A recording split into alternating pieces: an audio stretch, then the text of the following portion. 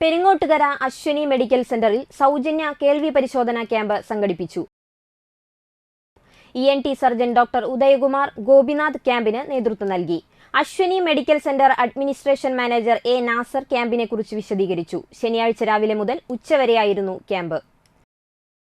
പ്രശസ്ത അശ്വിനി ഹോസ്പിറ്റലിലെ ഡോക്ടർ ഉദയകുമാർ നേതൃത്വത്തിൽ കേൾവി പരിശോധന ക്യാമ്പും ബുക്കിലെ ദശയും അതുപോലുള്ള ചെവി ഒലിപ്പ് അങ്ങനെയുള്ള ഒരു സൗജന്യ ക്യാമ്പാണെന്ന് നടത്തുന്നത്.